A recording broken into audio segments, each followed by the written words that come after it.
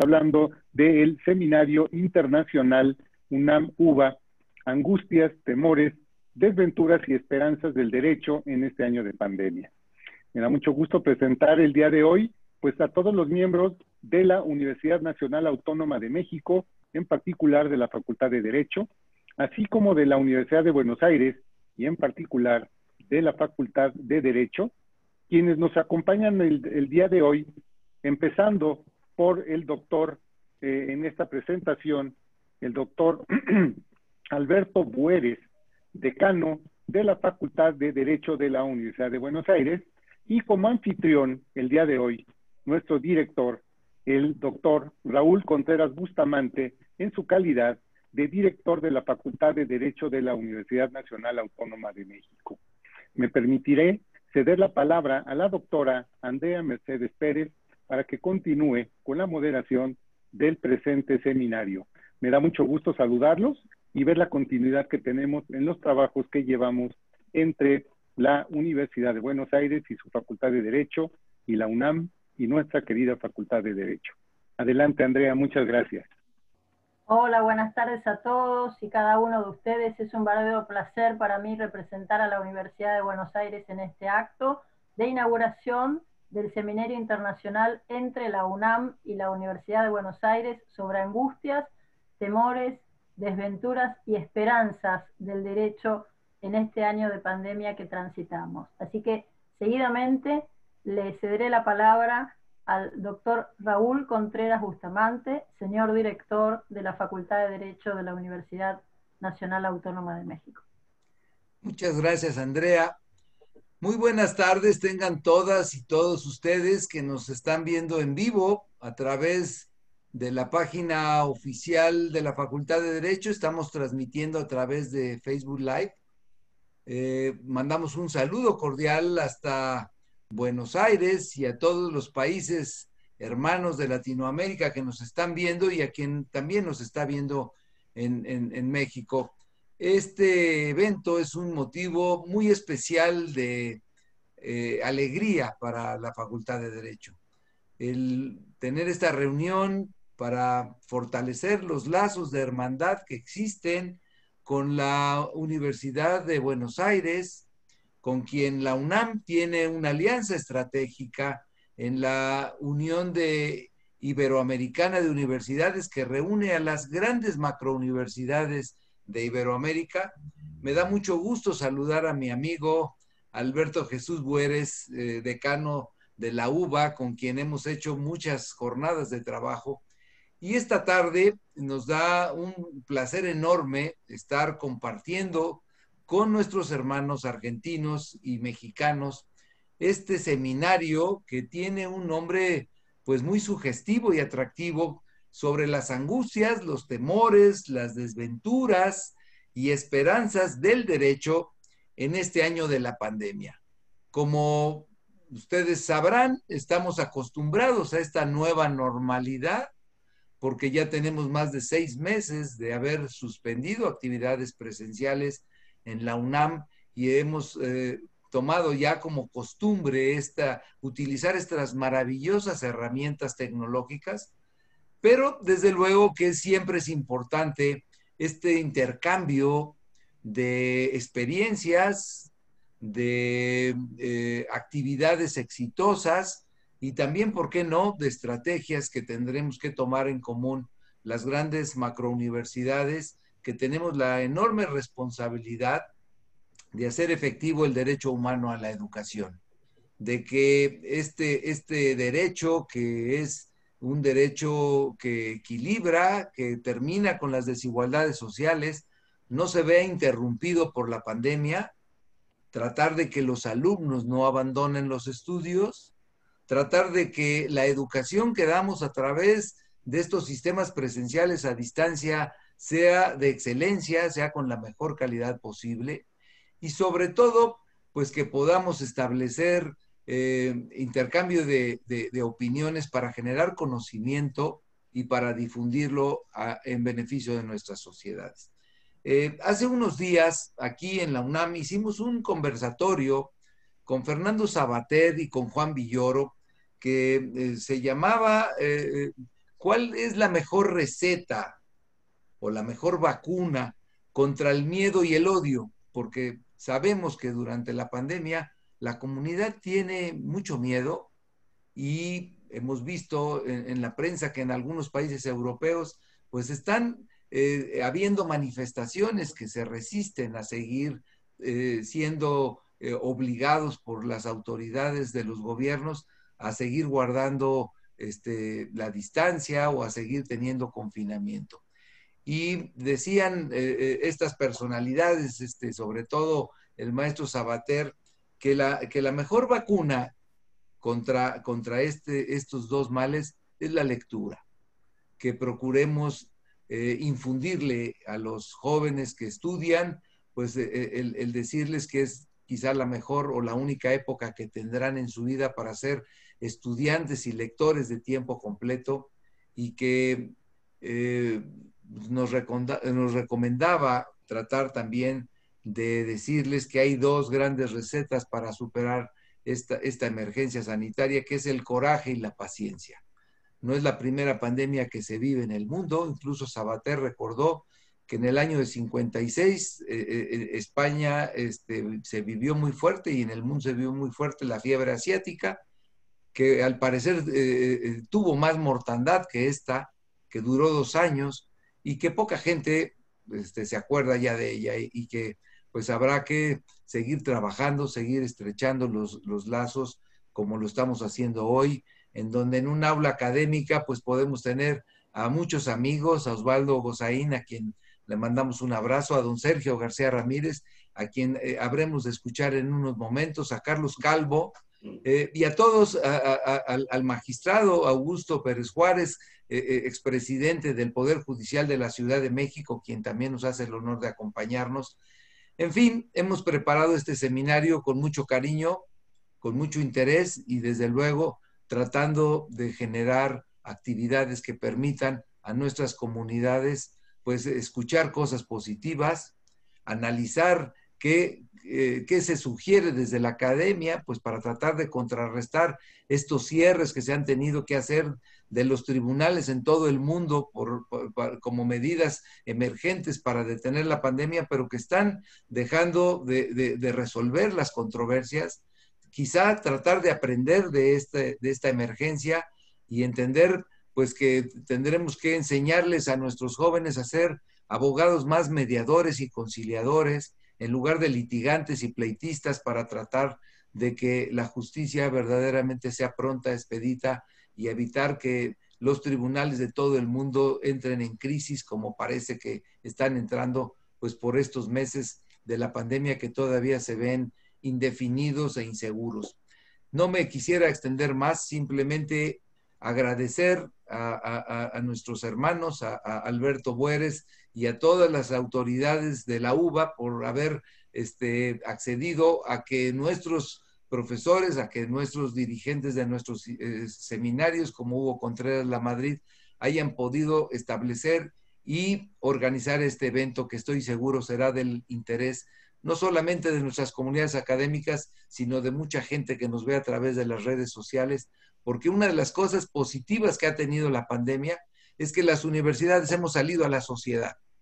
Este tipo de eventos no solamente lo ve la comunidad universitaria de la UBA y de la UNAM, sino puede estar accesible a toda la sociedad, y eso de abrir las universidades hacia la sociedad, hacia el pueblo, es otra cosa que también no podemos dejar de valorar.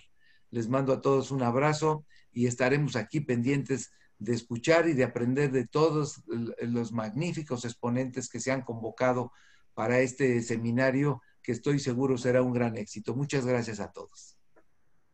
Bueno, muchas gracias, señor director Raúl Contreras Bustamante. Seguidamente, y suscribiendo cada una de sus apreciaciones, por cierto, le cederé la palabra al doctor Alberto Jesús Bueres, decano de la Facultad de Derecho de la Universidad de Buenos Aires. Tiene la palabra, señor decano. Bueno, muchísimas gracias. Como civilista que soy, me voy a referir a algunas instituciones, muy genéricamente, que pueden estar involucradas en las soluciones jurídicas que cabe otorgar a esta lamentable pandemia del COVID-19. En primer lugar, una figura que aparece imprimis a la vista, que salta a la vista, es la del caso fortuito. La historia muestra singulares desencuentros a la hora de definir el caso fortuito, muchas veces identificado con la fuerza mayor y otras tantas separado conceptualmente de ella. Es más, entre estas figuras con frecuencia se entremezcla la falta de culpa, o no culpa, como se dice. Un falso tercer género situado mal entre la culpa y el caso fortuito. Falta de culpa denominada en algunas ocasiones casus minor o caso fortuito estricto. O inclusive, según algún opinante, causa ajena no imputable, que es la terminología que le adjudica el Código Italiano de 1942, que prácticamente ha creado toda esta temática con profundidad. El Código Civil argentino, que se ha dictado en 2015, civil y comercial, en el artículo 1730, adopta una tesis identitaria, caso fortuito, fuerza mayor y causa ajena lingüísticamente vienen a ser lo mismo. Como quiera que sea, este caso definido en ese artículo, el hecho imprevisible o que previsto no pudo ser evitado, que está en muchísimos códigos del mundo, de insuficiente talante, indudablemente, para exonerar de responsabilidad al deudor, proviene de una definición de Arnold Vinio, o Vinius, que ya aparecía en el digesto y que fue retomada por Florencio García Goyena. Esta figura consagra una versión de la falta de culpa, de la no culpa simplemente, lo imprevisible o que previsto no fue evitado con la diligencia exigible en el caso. Pero está muy claro que el llamado caso fortuito de este artículo 1730 debe ser completado con el elemento llamado objetivo, que es la imposibilidad de pago. El caso fortuito es el suceso exterior al deudor, a las incumbencias o al poder de control del deudor, imprevisible e inevitable, que causa una imposibilidad de pago objetiva y absoluta, con los alcances que han de verse. Esta es la concepción que defendió Mommsen en su polémica famosa con el subjetivista Donello, hace ya muchos siglos, que recogió en 1918 Giuseppe Osti, el célebre jurista y profesor de Bolonia, que es un poco creador de todo este sistema que pasa al código italiano y luego que va a ser recibido por nuestro código de 2015. Osti definía en italiano la figura señalando que caso fortuito por caso fortuito doveva intenderse quell'evento che senza colpa del debitore rende oggettivamente imposible la prestazione. Está la figura del casus con los dos elementos. Sin culpa del deudor, la prestación se torna imposible de cumplimiento.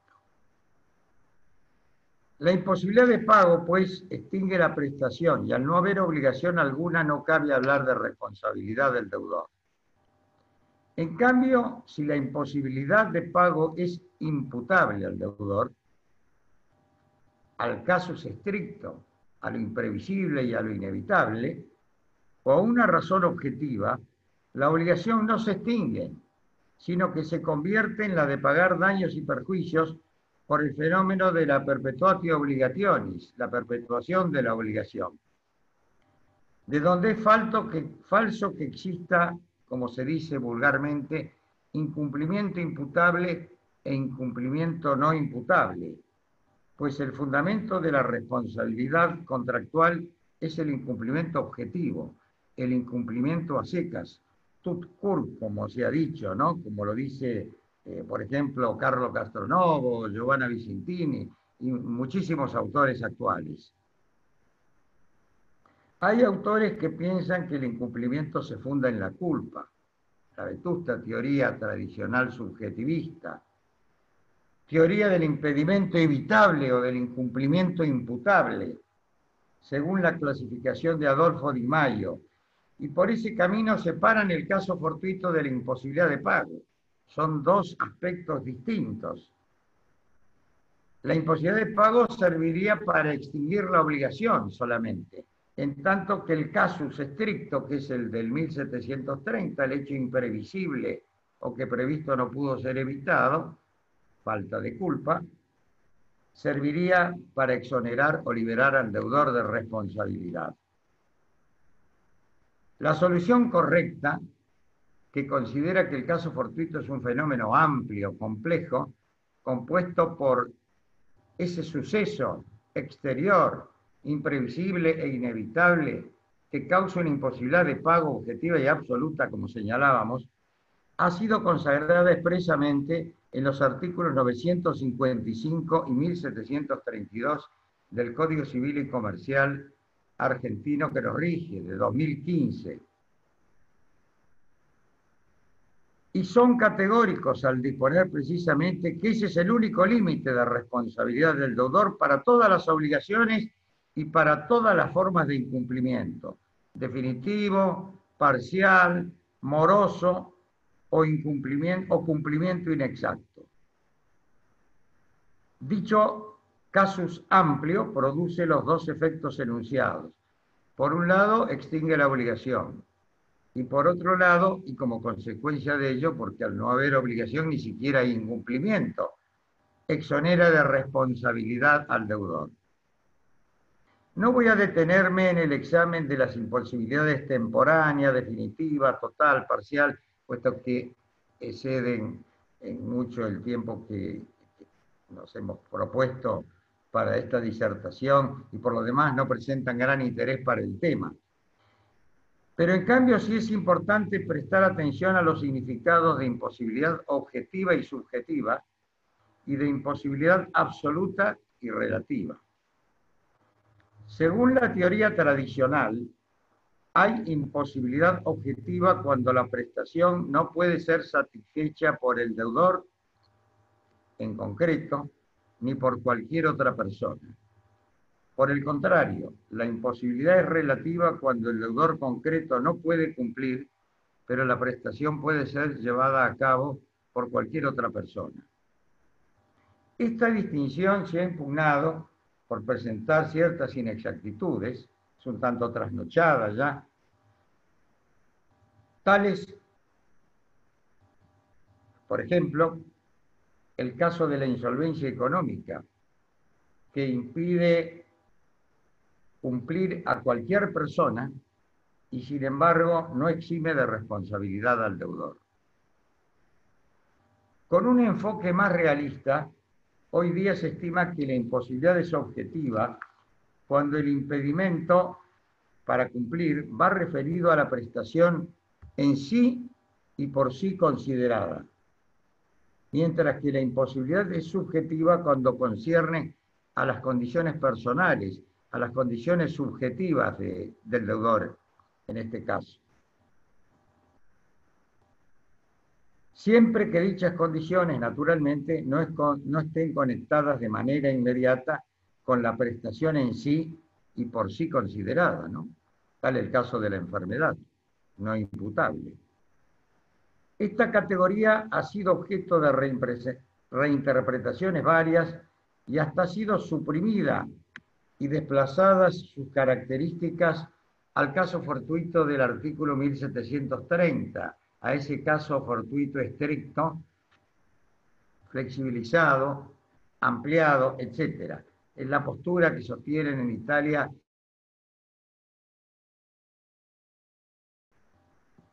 Por lo que se refiere a la distinción entre imposibilidad absoluta e imposibilidad relativa, que es muy importante, se entiende que ella se enlaza con la intensidad del esfuerzo. Según la postura atribuida a Osti, la imposibilidad absoluta es aquella que no puede ser vencida por las fuerzas humanas, en tanto que la imposibilidad relativa es aquella que no puede superar el deudor que emplea la diligencia prestable, la diligencia exigible en el caso, que es la de nuestro antiguo artículo 512 del Código de 1869 y que hoy está plasmado con caracteres similares en el artículo 1724 del nuevo Código. La mencionada imposibilidad absoluta, que es excesiva, puramente naturalística, como dije, se adjudica a Hosti y ha sido moderada por distintos cauces, inclusive por el propio Hosti, pese a que muchas veces fue mal leído, puesto que la obra de Hosti comienza en 1918 y concluye 40 años después, y muchos autores no han leído sus últimas formulaciones sobre el tema. En fin, el tema es extenso, no vamos a entrar en detalle, naturalmente. Razón por la cual este proceso de dulcificación o moderación del requisito, de la absolutez, de lo absoluto, en este momento prácticamente tiene una aceptación masiva. Por un lado, y para efectuar la moderación apuntada, se echó mano al principio de la buena fe objetiva. En tal sentido, la buena fe cumple la función de interpretar el contrato o el negocio y con rigor sus estipulaciones para establecer en concreto y en cada tipo de relación obligatoria los medios con los cuales actuó el deudor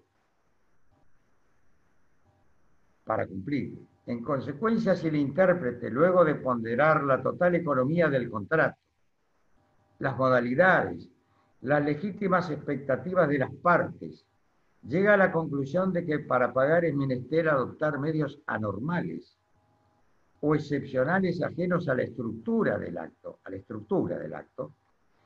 y por ende a los programas de prestación establecidos, existirá imposibilidad absoluta. De tal forma se entendió, por ejemplo, que si el transportador no puede realizar un viaje por el túnel del Sempione a causa de una huelga ferroviaria, por otro lado la carretera está cubierta por 1,5 metros de nieve, la prestación no es posible de realización. Sería imposible utilizar un helicóptero o aviones, puesto que el medio de transporte, que es en este caso el ferrocarril, está identificado con la prestación. Es el contrato concreto, no el contrato en un sentido literal o amplio que no penetra en las entrañas de lo que han querido las partes. También es útil el ejemplo de Brecht, en Alemania, relativo al barco que quedó bloqueado por los hielos y no puede salir del puerto, sino con el auxilio de un costosísimo rompehielos, actividad esta que excede mucho el tope económico fijado en el marco de la prestación. También la idea es válida para liberar al transportador que me prometió un viaje corto por tierra y en autobús, cuya realización no es factible por un corte de la ruta y es menester emplear un helicóptero para el traslado. En definitiva, se interpreta en el caso específico, en el caso concreto, el contrato, en el sentido de buscar hasta dónde se obligaron las partes.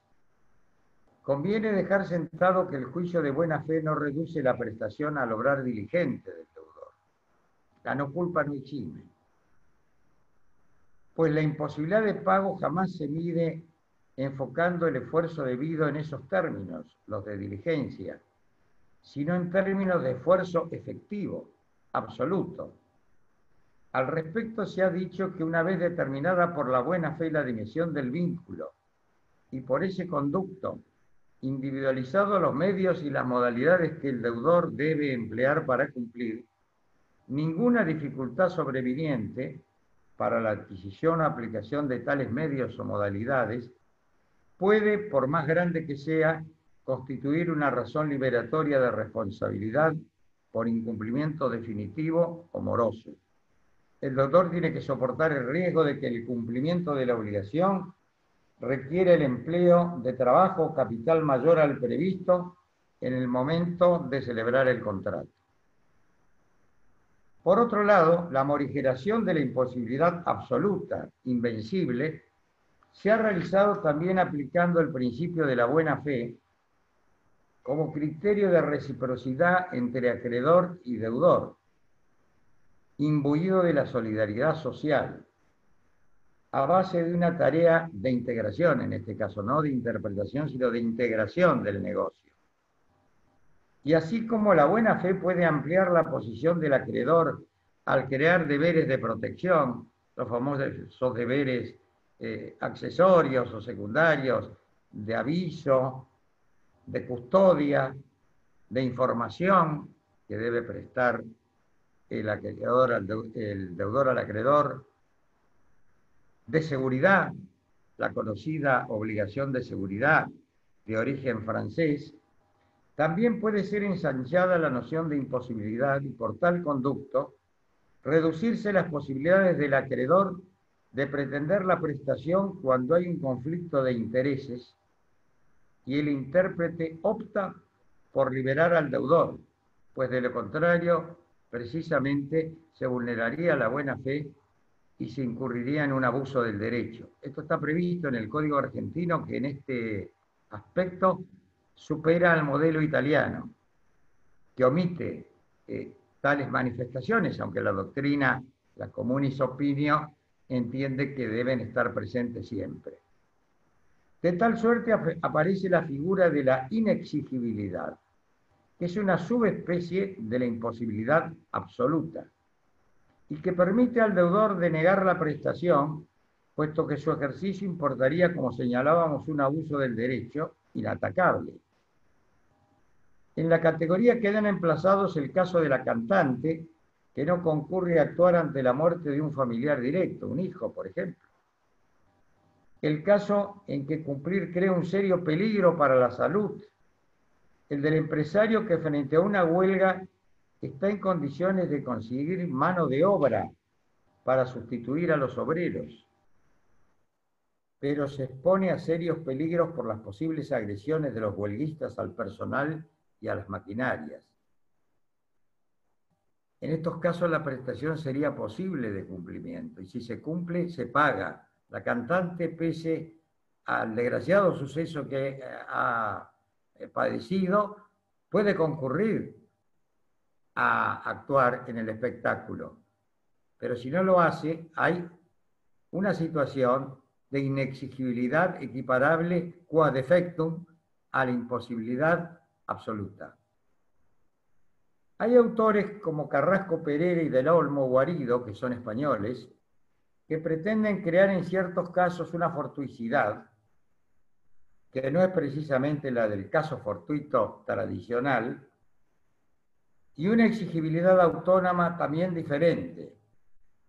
Paso hoja en cuanto a la crítica a este criterio por razones de tiempo. Pero lo cierto es que más allá de esto existen los opuestos, dificultas dando, que no exime al deudor de cumplir, y por otro lado la imposibilidad. La dificultas dando o dificultas prestandi, simple dificultad de prestar, simple dificultad de cumplir, supone que el deudor hizo un mal negocio, que debe ser absorbido por él. En cambio, en la imposibilidad de pago hay una imposibilidad efectiva de cumplir. Entre estas dos especies y cercana a la imposibilidad de pago se encuentra la excesiva onerosidad sobrevenida, que se expresa mediante la cláusula rebus sic stantibus, la teoría de la imprevisión o de la imprevisibilidad, conocida por todos. Causa final en sus facetas objetivas, o como diría Larens con su versión sobre la causa, las bases del negocio jurídico. Problemas que trastruecan la equivalencia originaria, el equivalente querido. En tal caso no hay imposibilidad ni exigibilidad, sino remedios propios limitados a ciertos actos jurídicos conforme a lo que establece el artículo 1091 del Código de 2015. El citado texto refiere precisamente que en los contratos conmutativos de ejecución diferida o permanente, si la prestación se torna excesivamente onerosa por una alteración extraordinaria de las circunstancias existentes al tiempo de celebración de dicho contrato, sobrevenida por causas ajenas a las partes y al riesgo asumida por la que es afectada, ésta puede denegar extrajudicialmente la prestación o pedir al juez, por acción o por excepción, la resolución total o parcial del contrato, o bien su adecuación, el llamado reajuste equitativo tradicionalmente. Por otro lado, la frustración del fin, que está contemplada en el artículo 1090, involucra notas de la fortuicidad, pero en este caso se puede cumplir. Las prestaciones son hacederas, factibles de realización, pero el interés del acreedor se ha malogrado, se ha perdido. Recuerdo las soluciones concordantes de la imposibilidad parcial del artículo 956 y de la frustración del fin temporaria del artículo 1090. El ejemplo académico de la frustración del fin, y con esto voy concluyendo, es el de los casos de la coronación del rey Eduardo VI en Inglaterra. Sucede que a fin de presenciar la coronación del rey, fueron alquiladas habitaciones con balcones en Londres. El desfile debía realizarse el 26 de julio de 1902 y se suspendió por enfermedad del rey. Planteadas algunas cuestiones judicialmente, en un caso, Chandler con Bester, el inquilino demandó la cantidad total como adelanto del canon locativo, y la Corte de Apelaciones desestimó la demanda e hizo lugar a la reconvención por el cobro total del alquiler. Vale decir que mantuvo el contrato, no prestó atención a este remedio. Fundada en que dicho negocio, dicho contrato ya se había perfeccionado antes del evento frustratorio. Pero en otro caso, poco después, la misma Corte de Apelaciones, en el caso Clell con Henry, cambió su criterio. El propietario demandó el saldo del alquiler restante y el inquilino del balcón, de la habitación con balcón, reconvino por devolución de lo entregado a cuenta, como adelanto. El tribunal hizo lugar a la reconvención, pues se entendió que el paso del desfile era el fundamento del contrato.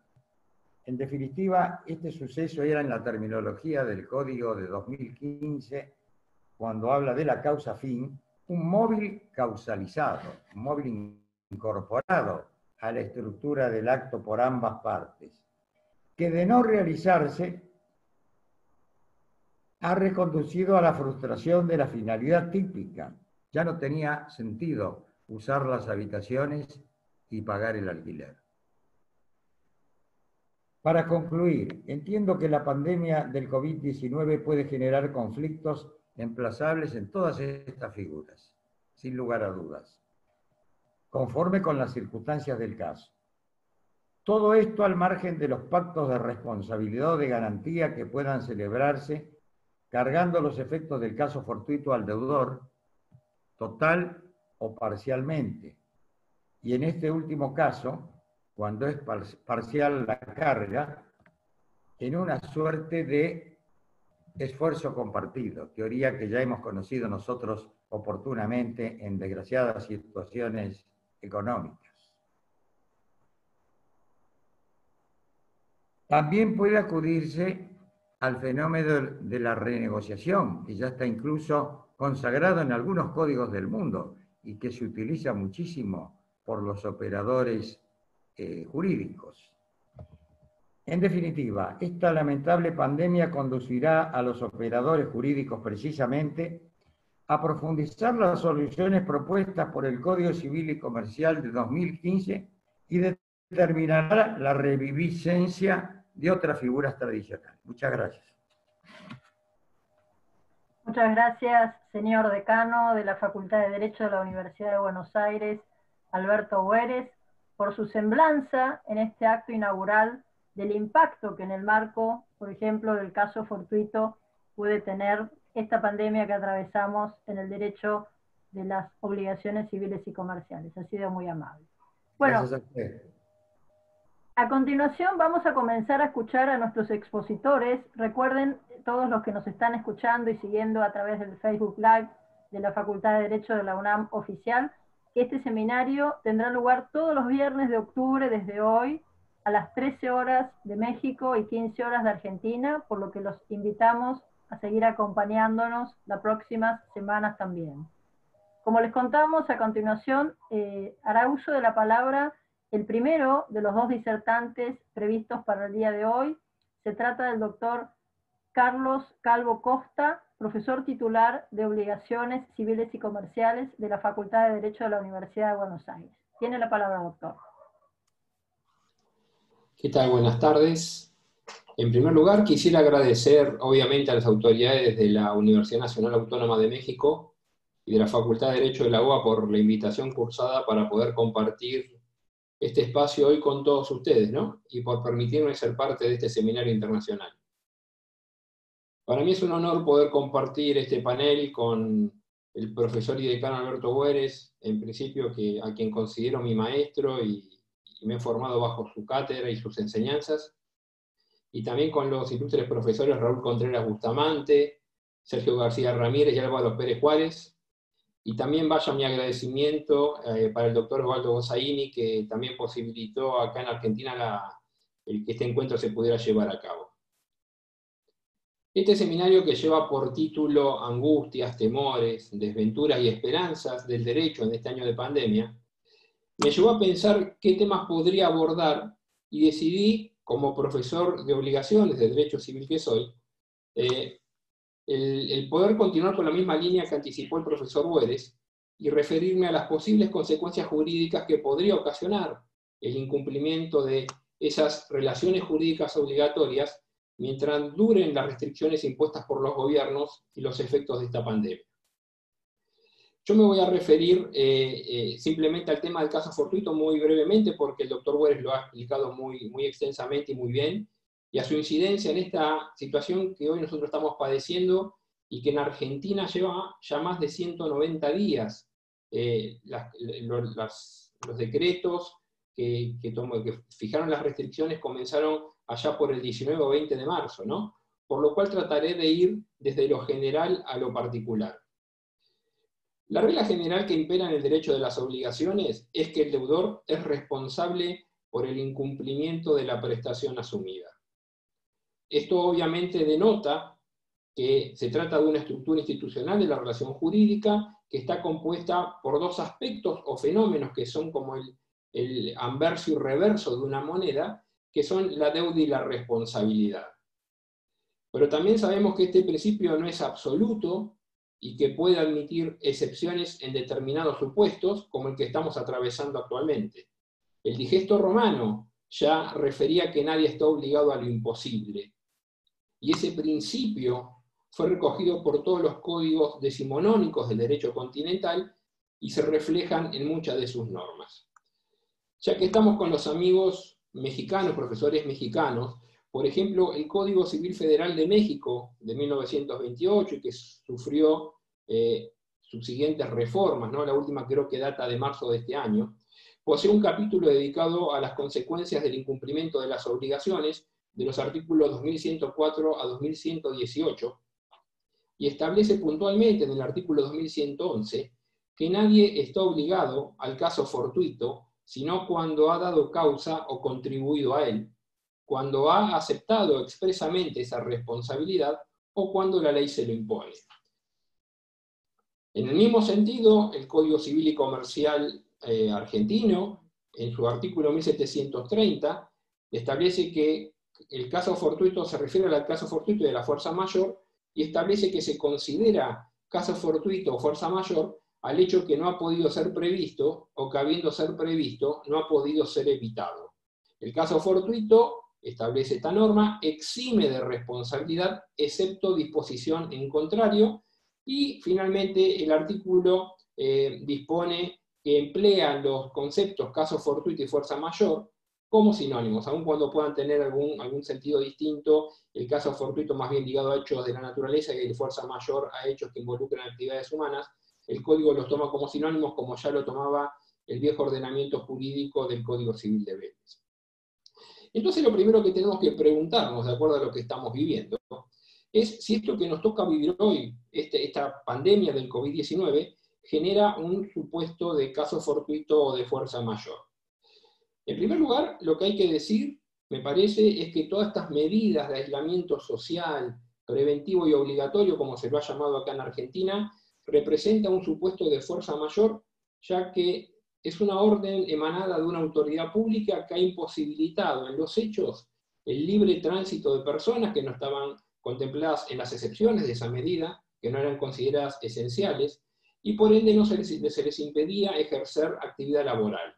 Obviamente que esto fue prorrogado nuevamente por decretos posteriores, y se establecieron normas para regular ciertas relaciones jurídicas, como por ejemplo acá en Argentina se prorrogaron las locaciones, se suspendieron los desalojos, también los despidos en materia laboral, hubo prohibición de corte de servicios públicos. Esto representa algo a tener en cuenta y que podría entrar dentro de lo que podemos considerar fuerza mayor. Pero agregado a esto, también el riesgo de contagio constituye un supuesto de caso fortuito. Considero que estamos ante una pandemia extraordinaria de muy rápida propagación a escala mundial, todavía desconocida en su naturaleza y consecuencias definitivas. Fíjense que la Organización Mundial de la Salud declaró que el riesgo internacional de propagación era alto recién el 23 de enero del 2020, y el 30 de enero del 2020 dispuso que el brote de este nuevo coronavirus constituía una emergencia de salud pública de importancia internacional. Fuera de China, el coronavirus empezó a propagar en Tailandia el 13 de enero del 2020, y luego pasó en Japón el 15 de enero, estoy leyendo algunos datos de la Organización Mundial de la Salud, en Corea el 20 de enero, Estados Unidos 22 de enero, en México creo que reporta el primer caso hacia fines de febrero, 20 de febrero, y acá en Latinoamérica también fines de febrero, y en Argentina y en Chile el 3 de marzo. Es decir, que estamos ante una pandemia global, como la determinó la Organización Mundial de la Salud el 11 de marzo del 2020. Ahora bien, estamos jurídicamente hablando, a todo esto hubo fallos de tribunales extranjeros, por ejemplo, como el fallo de una corte francesa, que es la Corte de Colmar, que determinó que el riesgo de contagio constituía un suceso de caso fortuito. En definitiva, considero que estamos en presencia de un hecho que es objetivamente imprevisible, inevitable y ajeno a las partes de cualquier obligación. Y aun cuando alguien pudiera alegar que este suceso podía haber sido previsible porque nosotros acá en América ya teníamos la experiencia de lo que estaba pasando en Europa, aun cuando lo hubiéramos podido prever, esto es inevitable porque no había forma de evitarlo. Y cuando un acontecimiento se torna inevitable, considero que carece de todo sentido juzgar si además pudo haber sido o no previsto por el demandado. Y para que se configure la inevitabilidad, resulta fundamental, sustancial, que el deudor, por más precavido que haya podido ser, no haya podido contrarrestar el evento. Y en materia contractual, la imprevisibilidad propia del caso fortuito no debe medirse al momento del hecho, sino al momento de la celebración del acuerdo. Ahora bien, ¿el caso fortuito automáticamente libera? ¿O cómo juega esto con la imposibilidad de cumplimiento de la que recién nos hablaba el profesor Güeres? Bueno, el Código Civil argentino legisla de manera muy precisa, como lo dijo el doctor Güeres, en los artículos 955 y 956, los supuestos de imposibilidad de cumplimiento absoluta o relativa, según el caso, y también en el artículo 1732, que es un artículo muy importante en nuestro derecho. Este artículo 1732 determina que el deudor de una obligación queda eximido del cumplimiento y no es responsable si la obligación se ha extinguido por imposibilidad de cumplimiento que sea absoluta y objetiva y no sea imputable al obligado. Es decir, que la existencia de esa imposibilidad debe, obviamente, lo dice la norma, apreciarse teniendo en cuenta las consideraciones y las exigencias de la buena fe y la prohibición del ejercicio abusivo de los derechos. Desde ya que esta imposibilidad tiene que ser sobrevenida. Y el artículo 955 del Código Civil y Comercial argentino dispone que esa imposibilidad sobrevenida, objetiva, absoluta y definitiva de la prestación producida por caso fortuito o fuerza mayor extingue la obligación sin responsabilidad. Entonces, la imposibilidad de cumplimiento no es más que una consecuencia del caso fortuito. Porque fíjense que en el 955 decía que esa imposibilidad tiene que haber sido producida por el caso fortuito. Aunque a los fines de su exoneración, caso fortuito e imposibilidad conformen un todo inescindible, inseparable. Pero el caso fortuito y la fuerza mayor, en materia de responsabilidad civil, comprenden un ámbito mucho más amplio que el de la simple imposibilidad de cumplimiento, ya que no solamente tendrán incidencia en el ámbito contractual, sino también en el extracontractual, obviamente fracturando e interrumpiendo el nexo de causalidad. Y lo que hay que tratar de analizar es que la existencia de un caso fortuito no provocará necesariamente una imposibilidad de cumplimiento. Y en esto quiero ser claro, o por lo menos quiero dejar clara mi opinión. ¿La ocurrencia de un caso fortuito irremediablemente va a provocar que la obligación no se pueda cumplir? En primer lugar, yo puedo decir que no, que los estándares de la imposibilidad no se pueden establecer con un criterio general para todos los casos por igual, sino que hay que estar frente a cada caso en concreto, analizando la relevancia que ha tenido ese hecho impeditivo en la prestación que ha asumido cada una de las partes de la obligación, y siempre, siempre, siempre interpretándolo a la luz de la buena fe. Por ejemplo, acá en Argentina hay actividades que no fueron consideradas esenciales y aún todavía hoy continúa sin funcionar. Por ejemplo, los gimnasios, creo que en México ocurrió lo mismo, igual que los cines, etc. Y otras que fueron consideradas esenciales y fueron habilitadas desde el primer día. Por ejemplo, aquellos locales considerados como supermercados o de venta de mercadería que era esencial, en ferretería, farmacias, etc. Por ende, si aún pese a la existencia de las restricciones de orden público que habían sido impuestas por las autoridades, ciertas personas o ciertos deudores pudieron seguir desarrollando sus actividades, no hay razón para que después puedan intentar valerse de la pandemia como caso fortuito para no pagar, por ejemplo, un arrendamiento, el alquiler o a un empleado, porque esa persona no ha sufrido imposibilidad de cumplimiento alguno. Por lo cual, creo yo que el deudor deberá demostrar que ese hecho, que es imprevisible, irresistible e inevitable, le imposibilita cumplir con la prestación asumida. Por otra parte, lo que nos queda por preguntar es si aún frente a la ocurrencia del caso fortuito que provoca una imposibilidad de cumplimiento, esto automáticamente libera al deudor. Y acá hay que tener en cuenta esto que mencionaba recién, que se da tanto en el ordenamiento jurídico mexicano como también en el argentino, porque fíjense que el artículo 2111 del Código Civil Federal Mexicano, que yo les mencionaba antes, establece que nadie está obligado al caso fortuito si no ha dado causa, ni contribuido a él, y cuando ha aceptado expresamente esa responsabilidad. Es decir, que se admite la posibilidad de que el deudor, pese a la ocurrencia del caso fortuito, tenga que responder por él porque ha aceptado, obviamente, responder por las consecuencias aún frente a su ocurrencia. El Código Civil y Comercial argentino también dispone algo similar en el artículo 1733, que dispone que aunque ocurra el caso fortuito o la imposibilidad de cumplimiento, el deudor es responsable en los siguientes casos, ¿no? Entonces, por ejemplo, dice, si ha asumido el cumplimiento aunque ocurra el caso fortuito o una imposibilidad. Es decir, puede haber ocurrido que el obligado se haya comprometido a asumir las consecuencias dañosas que rogue su incumplimiento. Obviamente tendremos que analizar si las cláusulas de ese contrato son válidas, si no son abusivas, etcétera, si estamos en relaciones de consumo o no, en relaciones donde no hay contratos paritarios, sino que hay una parte que tiene una superioridad técnica frente a otra, etcétera. Pero la regla general es que si no hay nada de esto, las cláusulas, obviamente, por la cual el deudor haya asumido las consecuencias del caso fortuito, lo van a obligar a responder pese a su ocurrencia.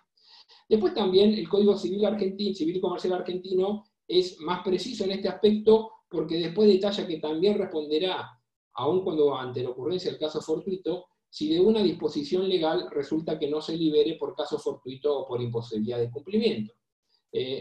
Acá lo determina la ley. Tenemos una norma que es el artículo 1273, por ejemplo, que es el típico caso, que se refiere a la responsabilidad del constructor y determina que no puede invocarse como causa ajena el vicio que presenta el suelo. Bueno, esto es una disposición legal que le impide, en este caso al obligado, a invocar el caso fortuito. Y también es muy importante, y esto va a aplicar a cualquier ordenamiento jurídico, que también deberá afrontar las consecuencias del caso fortuito si el deudor estaba en mora ya antes de que ocurriera este hecho impeditivo.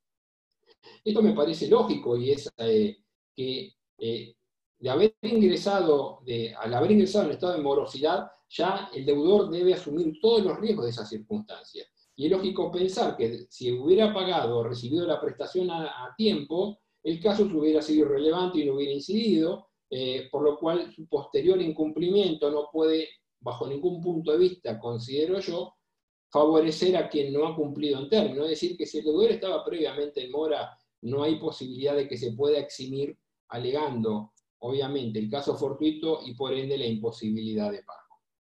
Y tampoco va a poder responder, obviamente, si ese caso fortuito ocurre por su culpa. Bueno, acá es una materia de prueba, ¿no? Pero quien actúa con culpa no puede alegar la existencia de un caso fortuito, porque el caso fortuito debe ser extraño e inimputable al deudor. En definitiva, y para ir terminando, estamos ante una situación que provoca una alteración extraordinaria de todas las circunstancias que han existido al momento de la celebración de las obligaciones, de los contratos, y que obviamente va a permitir a las partes plantear incluso judicial o extrajudicialmente nuevas reformulaciones de sus relaciones jurídicas. Creo que en la gran mayoría de los casos nos encontraremos con supuestos de imposibilidad de cumplimiento, seguramente en muchos casos temporaria, lo cual va a suspender el efecto de las obligaciones, por ejemplo, que no se deba abonar intereses punitorios o moratorios por no haber podido cumplir los pagos en los plazos pactados, pero no descarto la existencia que puedan existir también otras de carácter definitivo o de plazo esencial. Imaginen la persona que quería, contrató, no sé, un servicio del año para una fiesta de bodas que o se hizo en forma privada o no se termina realizando, o quien tenía que hacer un viaje para una fecha determinada, etcétera, etcétera. Acá creo que una vez superada esta situación de emergencia en la cual estamos involucrados, deberán fluir mucho de los valores sobre los cuales se cimienta no solamente el Código Civil y Comercial argentino, sino casi todos los códigos civiles del derecho continental, que son la buena fe, obviamente, que interpretando el contrato y las obligaciones que emanen bajo este principio, impidiéndole, por ejemplo, al acreedor pretender el cumplimiento por parte del deudor con medios excepcionales no incluidos en el contenido de la obligación. A esto se refería muy bien el profesor Boeres.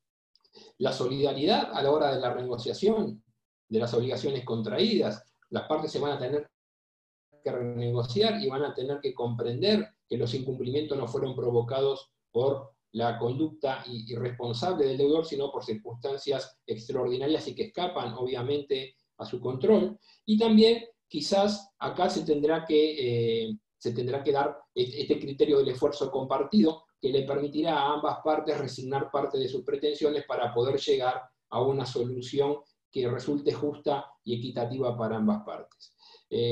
Me parece que esto es la idea que yo quería dejarles.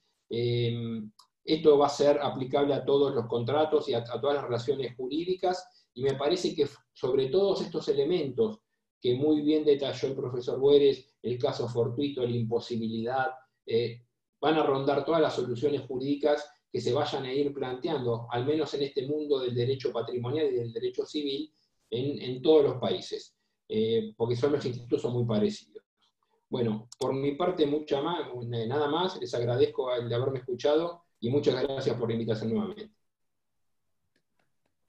Muchas gracias, doctor Calvo Costa, por su exposición.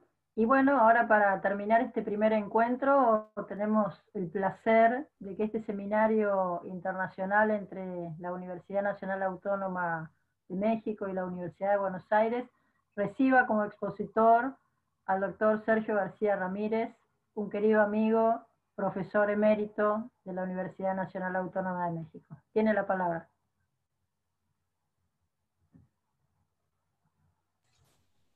Muchas gracias. Ante todo, debo decir que para mí constituye un motivo de enorme satisfacción y un gran honor participar en este encuentro de colegas y de amigos. Celebro que haya sido posible llevar adelante esta reunión en los términos previstos académicamente, aún superando circunstancias que para todos han sido muy complicadas y opresivas. Saludo con aprecio a nuestros anfitriones, a quienes presiden esta reunión, desde luego al señor director de la Facultad de Derecho de la Universidad Nacional Autónoma de México, don Raúl Contreras Bustamante. Una reunión más en la que coincidimos, un tema más que podemos analizar conjuntamente. Por supuesto, al señor decano de la Facultad de Derecho de la Universidad de Buenos Aires, don Alberto Buede, de quien ahora hemos aprendido mucho, pero de quien sabíamos también mucho a través de su gran prestigio y su ejercicio académico y profesional. También quiero saludar con especial aprecio, muy subrayadamente, con especial aprecio, a don Hugo Contreras Lamadrid, mi amigo directo, y a don Osvaldo Gossaini, que con esa gran eficiencia, con esa actitud promotora que le caracteriza, ha hecho factible la celebración de este encuentro.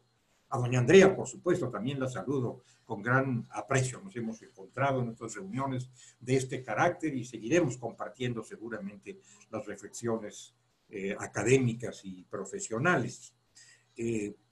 Celebro haber tenido la oportunidad de escuchar a don Carlos Calvo y de aprender de su exposición, y aprecio además la presencia del señor magistrado Augusto Pérez Juárez, a quien oiremos en una ocasión posterior. Gracias pues a todos los colegas y amigos de Argentina y de México. Por cierto, de Argentina, lo quiero reiterar, lo he dicho en otros foros, pero quiero reiterar, es mucho lo que hemos aprendido, es mucho lo que nos ha llegado del magisterio argentino al derecho mexicano. En derecho constitucional, por ejemplo, no tendría por qué omitir esa referencia, al contrario, hay que subrayarla. Hemos recibido la enseñanza de grandes juristas argentinos. En derecho penal, la presencia argentina en nuestra doctrina ha sido fundamental. Y desde luego, en derecho procesal, tanto en derecho procesal civil como penal, y en derecho civil, acabamos de escuchar el magisterio de los colegas argentinos en exposición de un tema muy complejo, muy delicado, que tiene que ver profundamente, directamente, con la circunstancia en la que actualmente nos encontramos. Todo esto es, para mí al menos, muy relevante y quiero destacarlo.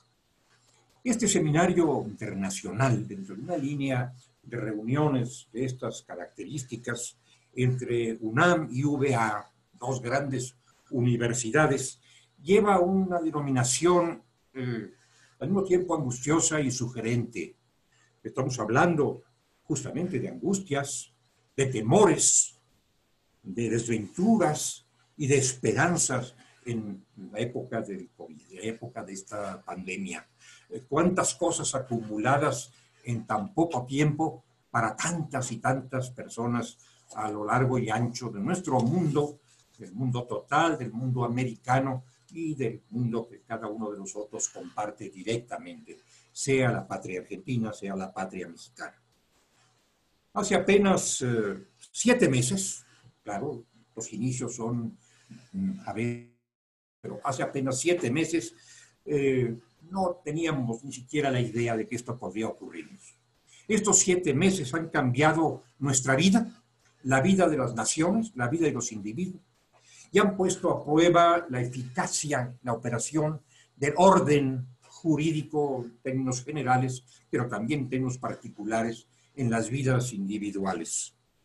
Nada sugería hace todo ese tiempo, que no es mucho, que está a la vuelta de la esquina, que viviríamos en estas condiciones. Y ahora todo hace suponer que esta pandemia durará algún tiempo y que sus consecuencias, que no son menores, nos acompañarán por meses, por años, por lustros o quizá para siempre. Ingresaremos en una nueva normalidad que para nosotros, si lo hubiéramos previsto, era una absoluta anormalidad, que no teníamos a la vista y a la que, por supuesto, no estábamos acostumbrados. Todo lo que somos, lo que hacemos, lo que haremos, está determinado de alguna manera por la presencia de este nuevo personaje en la vida del mundo, la pandemia, que ha traído problemas y que ha exigido soluciones muy diversas y muy profundas. Esto es para mí, lo he dicho en algunos otros foros, es un tema que nos atrae, que nos conquista, que nos obliga. Esto es para mí como colocarse frente a un espejo frente al cual se sitúa el mundo entero, frente al cual se ubica la nación de cada uno de nosotros, y frente al cual nos colocamos también como individuos. Puestos frente a ese espejo, tenemos que redefinirnos, que releernos, que repensarnos a la luz o a la sombra, mejor dicho, de una serie de circunstancias adversas. Cada quien podrá seguramente y deberá ponderar su propia circunstancia. Cotidianamente es indispensable traer a colación la circunstancia inmediata y la circunstancia inmediata de cada uno de nosotros. Aquí, yo diría, salvo que me corrijan mis compatriotas, creo que no lo harán, aquí tenemos un escenario difícil, un paisaje sombrío y una crisis profunda y reveladora. Hay un país fragmentado, hay corrientes encontradas, hay una declinación económica muy acentuada de la que tardaremos mucho tiempo en reponernos, hay demandas impetuosas en el ambiente, inseguridad, grave inseguridad, cierta inestabilidad en nuestras estructuras democráticas y se han multiplicado las decisiones controvertidas. Es probable que todo esto hubiera ocurrido o que estaba ocurriendo sin pandemia, pero con la pandemia todo esto se ha acentuado y es relevante para organizar nuestra existencia. Yo diría que los problemas que estamos enfrentando podrían quizás categorizarse o clasificarse en 3 órdenes. Por una parte, aquellos cuyas soluciones hemos tenido que diferir y que llegarán esas respuestas en forma torrencial. Es como el agua contenida por la cortina de una presa que se abre de pronto y que suelta el líquido raudales sobre tierras que estaban ávidas de esa agua, pero no de tanta, ni tan tumultuosa, ni tan angustiosamente derramada. Problemas diferidos que se han planteado ante los tribunales o que están pendientes de planteamiento ante los tribunales. Sobre esto, por supuesto, mejor ilustración que la mía nos aportará el señor magistrado. Se han esforzado muchos órganos jurisdiccionales en atender la conflictiva social, los litigios, pero muchos aguardan a la puerta de los tribunales y otros en los despachos y en el seno de las familias pendientes de poder acceder a la impartición de justicia que ha caminado con lentitud natural por las consecuencias de la pandemia. Requiere esto un enorme esfuerzo de los tribunales y lo requerirá más todavía. Una segunda categoría, una segunda especie de estos problemas, a mi modo de ver, es la de aquellos a los que hemos aportado soluciones en una circunstancia excepcional, porque en ella nos encontramos, soluciones, por lo pronto, provisionales, que pueden ser erróneas o pueden ser excesivas insuficientes o inadecuadas, y que será preciso revisar inexorablemente, será preciso revisar muchas de ellas, acaso no todas, cuando arribemos a la nueva normalidad, a una normalidad que tenga cierta cercanía, cierto parentesco con la que antes vivimos. Abundarán las impugnaciones, por supuesto, frente a estas soluciones adoptadas con extraordinaria diligencia a la sombra de las nuevas circunstancias.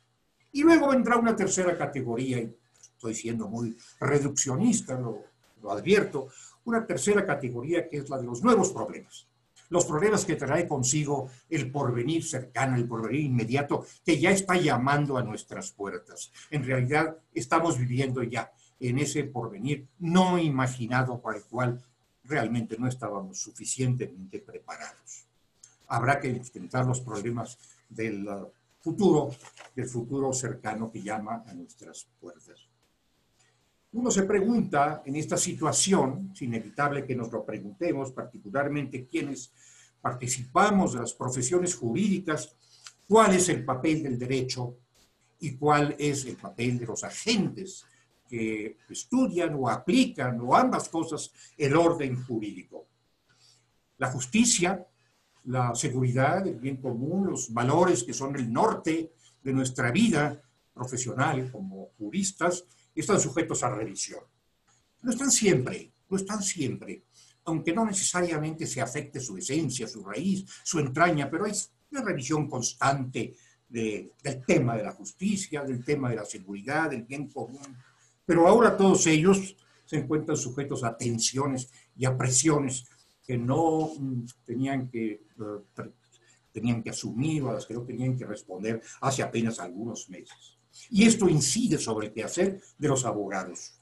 De los abogados, dicho esto en términos muy amplios, de quienes postulan ante los tribunales, de quienes asesoran, de quienes pelean frente a los juzgadores en atención a sus clientes, o de quienes, como lo procura la Facultad de Derecho en su nueva etapa, formados para avenir, para entender, tratan de eliminar las contiendas y de llegar a soluciones juiciosas, dignas, honorables. En fin, ¿cuál es el papel que en esta nueva circunstancia tienen que cumplir los abogados para aliviar el drama que estamos viviendo y no para beneficiarse de él o para aprovecharlo, que es indigno? Hay diversidad también para los juristas de condiciones y circunstancias, meditación del Quijote, orteguianamente, diversidad de audiencias, diversidad de condiciones de vida. Las hay, desde luego, en una sociedad estable como la que alguna vez pareció que teníamos. Las hay para una sociedad dinámica, con movimientos frecuentes como ha sido la nuestra, y presumo que también, pero de esto no puedo hablar yo autorizadamente, la Argentina y la de otros países de nuestro continente, pero también la hay, esta variedad de circunstancias y de condiciones en una sociedad en crisis. La nuestra hoy lo es. Una sociedad en crisis donde han proliferado las dudas, la incertidumbre y ciertos desafíos extraordinarios. A mí me parecería adecuado que meditáramos en esta circunstancia sobre algunos temas mayores que están incidiendo sobre la crisis y sus soluciones. Para nosotros, uno de estos temas mayores es la desigualdad estructural que padecemos. Hace más de 2 siglos, el barón de Humboldt, que entonces miraba las tierras generosas de Mesoamérica y describía la vida de los habitantes, se asombró. Los mexicanos no lo ignoramos y seguramente los argentinos lo saben, se asombró de la profunda desigualdad que prevalecía en esta región de América. No he visto en ningún otro lugar, dijo el barón de Humboldt, una desigualdad tan sistemática, tan profunda, tan dolorosa como la que existe en México. Creo que esto vuelve a nuestro escenario en estos días, y esta desigualdad que no hemos logrado corregir, quizás moderar, quizás atenuar, pero no corregir radicalmente, está incidiendo de una manera muy severa, muy grave, sobre todos los problemas que enfrentamos y sobre todas las soluciones. Piénsese, por ejemplo, no discurriré mucho sobre ello, en la salud. y en la educación en condiciones de profunda desigualdad, donde todos los habitantes, los ciudadanos, están enfrentando de diversa manera su nueva circunstancia vital. Hace unos días tuvimos un coloquio promovido por el Instituto Max Planck en Heidelberg. Por supuesto que de forma virtual era imposible realizarlo de manera presencial, en el cual se analizó este tema. Un tema que es recurrente en nuestras reflexiones. El tema de la pandemia, la desigualdad, las condiciones en las que entramos a esta pandemia y las condiciones de las que saldremos, o con las que saldremos de ella. Entramos con las libertades ajustadas, recortadas y muy desiguales, y me temo que saldremos muy desiguales. Y este es un tema que vale la pena que los hombres de Estado, que los estadistas, pero también los juristas, los aplicadores de la ley, tomen en cuenta. La pandemia ha revelado carencias profundas, ha expuesto factores de unión, ciertamente, pero también de separación en el seno de una sociedad, y nos mueve a repensar eso que llamamos el pacto social. El pacto social virtual también, sobre el cual hemos vivido, en el cual estamos instalados y en el cual hemos creído como gran marco de nuestras deliberaciones y de nuestro comportamiento. No solamente el pacto social acotado a una región, a una área específica, el pacto social de las comunidades nacionales. No podríamos manejarnos adecuadamente si no revisamos para fines de justicia y de equidad los términos de ese pacto social. Y también diría yo el gran pacto que obliga a la comunidad internacional de la que formamos parte. El tema de la pandemia se ha proyectado sobre el mundo entero, sus soluciones deben provenir del mundo entero. Lo estamos viendo ahora a propósito de la búsqueda de vacunas o de medicamentos eficaces. Esto atañe al mundo, no solamente a nuestras muy acotadas sociedades. Otro punto que quiero mencionar ante ustedes, no es necesario que lo haga, lo tienen ustedes en mente, pero bueno, debo cumplir mi intervención en este foro. Otro punto que quiero mencionar es la atención a la salud, obvio, en tema de pandemia. Nos hemos ocupado mucho, y qué bueno que lo hayamos hecho, pero mucho, de problemas de salud individual y de salud pública en nuestras sociedades. Para México esto, amigos argentinos y amigos mexicanos, para México esto es verdaderamente una tragedia. Nos ha quitado el sueño, somos una sociedad insomne, ahí donde hay 75,000 fallecimientos y centenares de millares de compatriotas contagiados. Esto tiene que ser un motivo de insomnio y de trabajo constante, de búsqueda de soluciones adecuadas. Pero no es este el tema al que quiero ir. Ocupándonos mucho, y desde luego debidamente, de la salud nuestra, la individual, la de cada uno de nosotros, la de nuestras familias, no necesariamente hemos atendido con suficiencia, me parece, y claro, estoy hablando en el medio en el que vivo, en el país en el que me encuentro, no necesariamente nos hemos ocupado suficientemente, decía, de otra salud que también hay que poner en el centro de la escena, que es la salud del Estado de Derecho, la salud de la República, la salud de la democracia. No solo los individuos nos vemos asediados por la pandemia, sino también el Estado de Derecho, la democracia, el sistema en el que vivimos. A esto hay que volver la mirada. Recientemente se llevó adelante en nuestra Facultad de Derecho, me refiero a una fecha no tan distante, el 14 de mayo de 2020, un coloquio con un título, con una denominación muy significativa, tanto como la que ahora nos reúne. Se dijo rediseñar el Estado a partir de la pandemia. Vaya empresa, rediseñar el Estado a partir de la pandemia. Uno se pregunta, ¿tanto así? ¿Será necesario abocarse a semejante tema por obra de la pandemia? Yo creo que sí. Yo creo que sí. En ese coloquio, como en otros que han proliferado en nuestro medio y seguramente en otros medios, se replantean el Estado y su relación con los ciudadanos, que es la entraña de las constituciones políticas, que es la entraña del pacto social, no la estructura del Estado, no la relación entre los poderes y los poderosos. sino la relación entre el poder y el individuo. Y esto amerita, nos está premiando, una reflexión, una relectura, un replanteamiento. Dentro de este esquema de preocupaciones, muchos de mis compatriotas tienen, y yo comparto, una impresión constante que, si es fundada, y creo que lo es, anuncia riesgos mayores, peligros mayores. Tiene que ver con el ejercicio del poder. En condiciones normales se ejerce el poder, por supuesto, cotidianamente, minuto a minuto, en todos los ámbitos, pero en condiciones como estas, extremas, de grave predicamento, el ejercicio del poder es mucho más intenso. Y de hecho, los ciudadanos miran hacia el poder y aguardan que este se ejerza en forma adecuada para salvarlos de las circunstancias que enfrentan. Ahora bien, esto nos obliga a formular una serie de preguntas. No me atrevo a dar respuestas, pero sí necesito reformular preguntas. Digo reformular porque es grande la insistencia en hacerlo.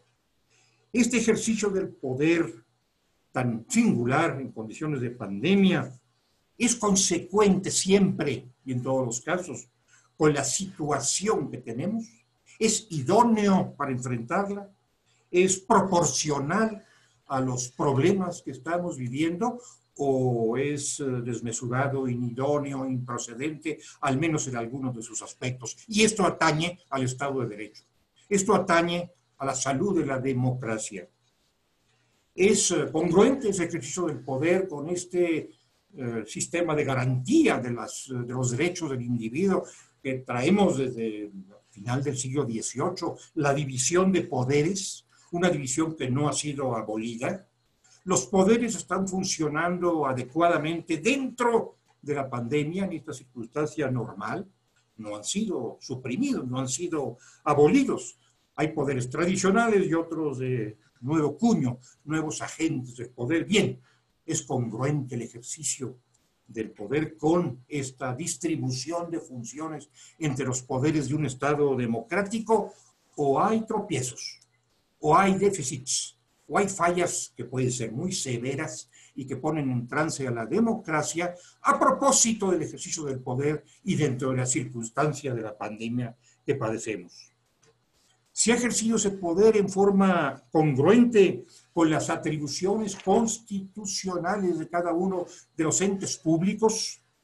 Aquí no puedo ignorar a uno de ellos, al que debiera ser el agente central en el enfrentamiento de una situación tan grave como esta, conforme al derecho mexicano, no a normas secundarias o reglamentarias, sino a la propia Constitución de México, un organismo llamado Consejo de Salubridad General, que debió haber sido la proa de la nave, el indicador del comportamiento social.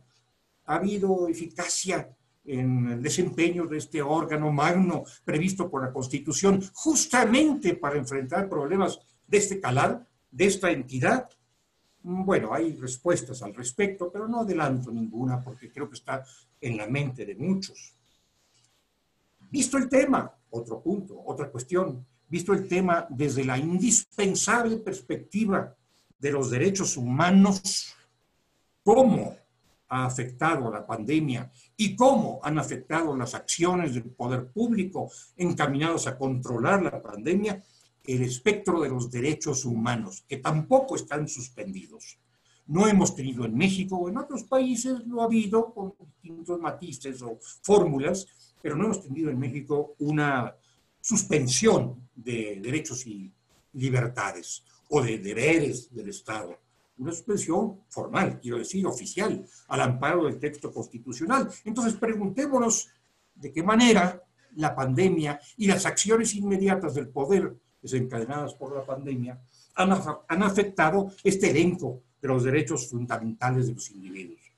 Y traigamos a colación los criterios establecidos a este respecto por la Comisión Interamericana de Derechos Humanos o por la Corte Interamericana de Derechos Humanos, que han querido llamar la atención de los estados acerca de la vigencia y el primado de los derechos humanos.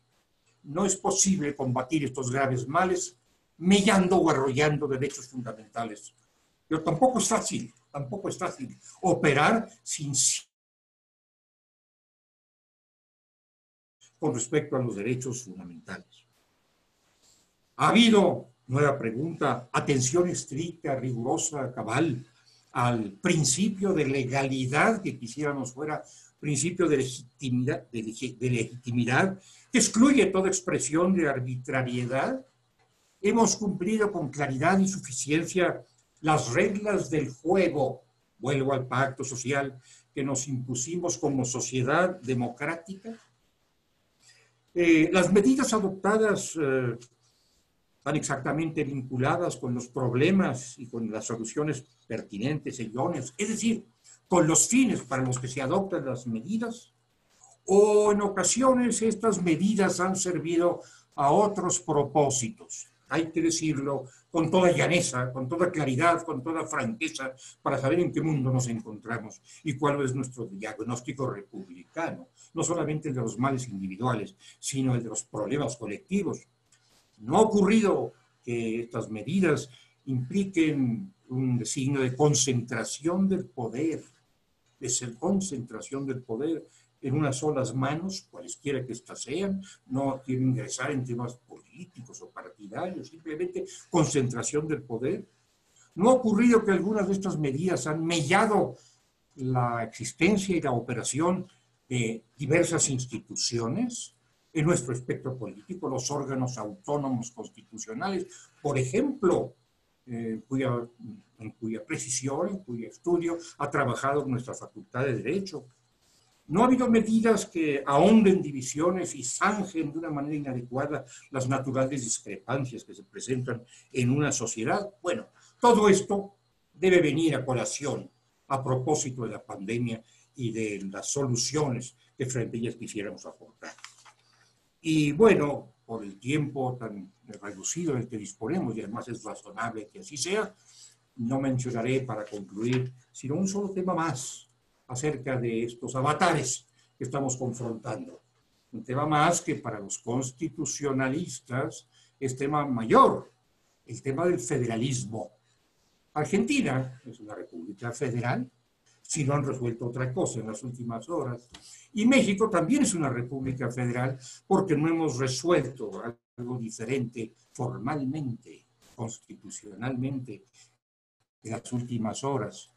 Pero tengo para mí que el federalismo es una criatura heterogénea. Hay diversos federalismos. Ni siquiera es el mismo el federalismo de hoy del origen en el Estado norteamericano, en la Unión Americana. Ha habido muchos vaivenes y cambios.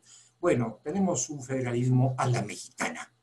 Esto no es peyorativo, esto no es crítico, es natural. Federalismo a la mexicana, como estimo, ustedes quieren un federalismo a la Argentina y Alemania, a la alemana y así sucesivamente. Pero entre nosotros este federalismo se ha puesto una vez más a la vista, sus tensiones, sus aflicciones, a propósito de la pandemia. Nos hemos multiplicado en decisiones, en acuerdos, en actividades dentro del marco de un federalismo que se está modificando en los hechos, que se está modificando al calor de estas circunstancias graves que estamos enfrentando. No ha habido ningún cambio constitucional a propósito de nuestro federalismo, que yo sepa. Me corregiría desde luego el maestro Contreras Bustamante si me equivocara, pero espero que no lo haga, espero no equivocarme.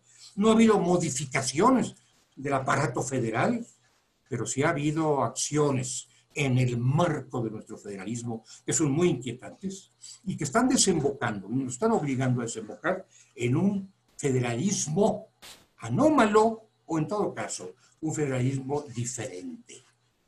Cuando esto cese, esas confrontaciones que hemos tenido y padecido entre los planos federal, locales y municipales tendrán que encontrar una desembocadura. ¿Cuál será nuestro sistema federal?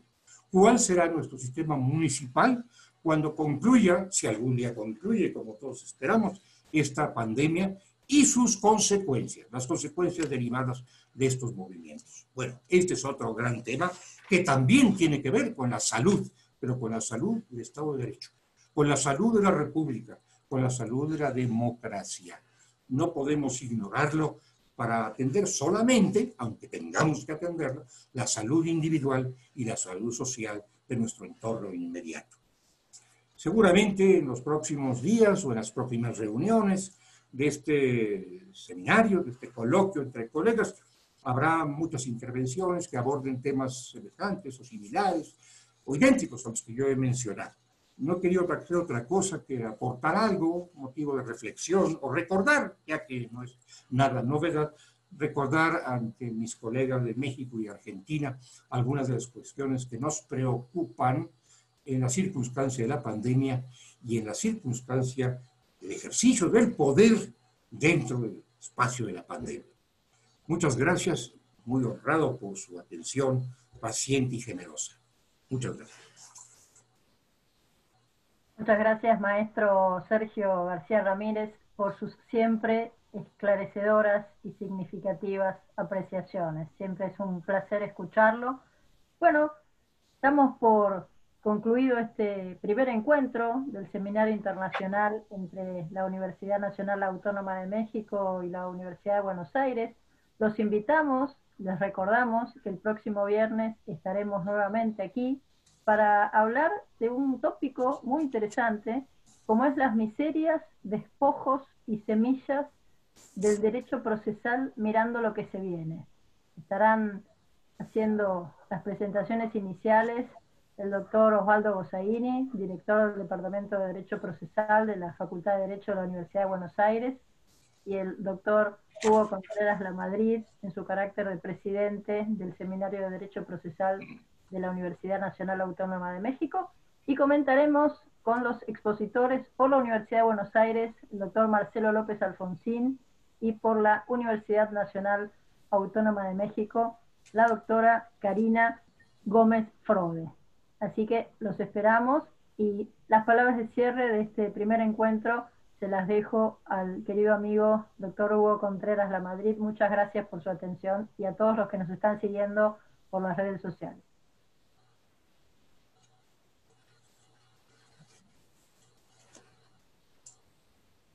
Está muteado, doctor Contreras. Gracias, Andrea. Pues mira, nada más agradecerte por la conducción y darle las gracias a los doctores Bueres, Contreras, Calvo, Gossaini, García Ramírez, al magistrado Álvaro Augusto Pérez Juárez, a la maestra Rojano Zabalza, y bueno, a Lore, que siempre nos apoya con todos los trabajos, a la maestra Hernández Quesada, que se retiró, y a todos los que han cooperado para que esto sea posible. Desde la Facultad de Derecho de la Universidad Nacional Autónoma de México, nuevamente les agradecemos su presencia y los esperamos la semana entrante. Muchas gracias a todos.